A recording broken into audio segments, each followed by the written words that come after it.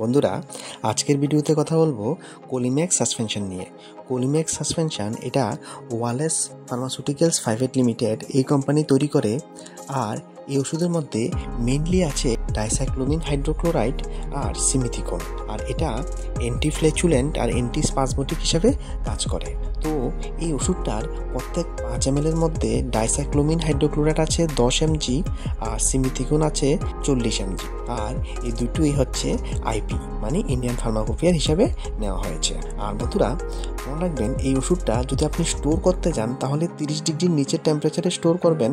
Light আর direct Sunlight থেকে দূরে রাখবেন, কিন্তু ফ্রিজ করবেন না।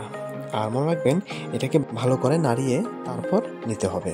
আর এই প্রোডাক্টের মধ্যে একটা প্রিকশন দেওয়া আছে কোম্পানির তরফ থেকে, সেটা হচ্ছে কি, the product should be used only under the supervision of a qualified doctor and should be used with extreme caution with individual and প্যাশন under the age of 6 months। মানে 6 মাসের ছোট বাচ্চাদের ক্ষেত্রে এটা কিন্তু খুব প্রিকশন নিয়ে আর কোয়ালিফাইড ডক্টরের দ্বারা প্রেসক্রাইব করিয়ে তারপরে কিন্তু ব্যবহার করতে হবে। আর মনে রাখবেন, এটার যে ডোসেস দেওয়া হয়েছে কোম্পানি থেকে সেটা হচ্ছে গিয়ে চিলড্রেন হাফ থেকে 1 চা চামচ ফুল, অথবা ডক্টর আপনার বাচ্চার জন্য যেভাবে প্রেসক্রাইব করেছে ওই হিসাবে নিতে হবে।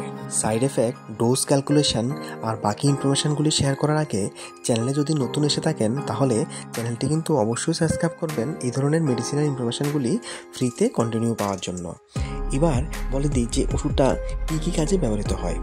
তো কোলিম্যাক্স সাসপেনশন এটা পেটের ব্যথা বা ব্লোটিং বা পেটে গ্যাস হওয়া বা গ্যাসের থেকে যে অ্যাবডোমিনাল ক্র্যাম্পস হয় এগুলি, বা অ্যাসিডিটি এই ধরনের সমস্যা, বা যদি গ্যাস্ট্রো ইন্টেস্টিনাল ট্র্যাক্টের মধ্যে যদি কোনো ইনফেকশন বা যদি কোনো সমস্যা হয়ে থাকে ছোটো বাচ্চাদের ক্ষেত্রে, ওই ধরনের সমস্যায় এই ওষুধটা ব্যবহার করা হয়।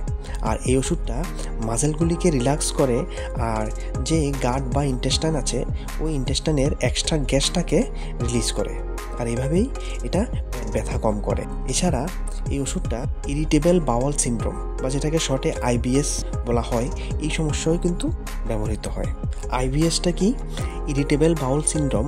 এটা হচ্ছে গিয়ে একটা ক্রনিক বা লং টার্ম ইনফ্লেমেটরি ডিজিজ, যেটা লার্জ ইন্টেস্টাইন বা কোলনের মধ্যে হয়ে থাকে। এই সমস্যার থেকেই কিন্তু মাঝে মাঝে ডায়রিয়া হওয়া বা গ্যাস হওয়া বা ফ্ল্যাচুলেন্স হওয়া বা পেট ব্যথা বা ক্র্যাম্প হওয়া, এগুলি কিন্তু এই আইবিএসের কারণেই হয়ে থাকে। কোলিম্যাক্স সাসপেনশন যদি ব্যবহার করা হয় তখন এটা কি করে, এটা গাট বা ইন্টেস্টাইন বা স্টোমাকের যে মাসেলগুলি আছে সেই মাসেলগুলিকে রিল্যাক্স করে। আর এভাবে এটা এই সিমটমসগুলিকে বা এই লক্ষণগুলিকে ধীরে ধীরে কম করে।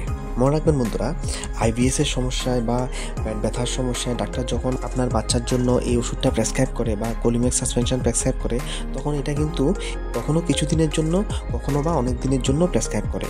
আপনি কিন্তু নিজের থেকে মাঝখানে কিন্তু ওষুধ খাওয়ানি বন্ধ করবেন না। ডক্টর আপনার বাচ্চার জন্য যতদিনের জন্য প্রেসক্রাইব করেছে ঠিক ততদিন আপনি এটা ব্যবহার করবেন।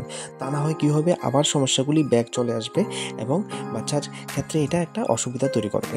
আর মনে রাখবেন, কোলিম্যাক্স সাসপেনশন সবসময় আফটার মিলস নেওয়া হয় বা খাওয়ার পরে নেওয়া হয়, ঠিক আছে? এবার বলে দিই সাইড এফেক্টস সম্বন্ধে। কোলিম্যাক্স সাসপেনশনের তেমন একটা সিরিয়াস সাইড এফেক্টস থাকে না, আর এটা খুব সহজে বাচ্চারা টলারেট করে নেয়। আর কিছু কমন সাইড এফেক্টস থাকে, তাও সেটা সব চিলড্রেনের মধ্যে হয় না বা সব বাচ্চার মধ্যে হয় না, কিছু কিছু পেশেন্টের মধ্যে এটা হয়। আর যেটা খুব কমন সাইড এফেক্ট আর হলেও এটা ওষুধ খাওয়ার পরে বা ওষুধ শরীরে অ্যাডজাস্ট যখন হয়ে যায় কয়েক ডোজ ওষুধ খাওয়ার পরে, তখন অটোমেটিকলি সাইড এফেক্টটাও কমে যায়। আর যদি সাইড এফেক্টটা খুব বেশি সমস্যা তৈরি করে তখন গিয়ে ডক্টরকে অবশ্যই জানাতে হবে বা ডক্টরের সঙ্গে যোগাযোগ অবশ্যই করতে হবে। তো কমন সাইড এফেক্টগুলি কী সেটা বলে দিচ্ছি।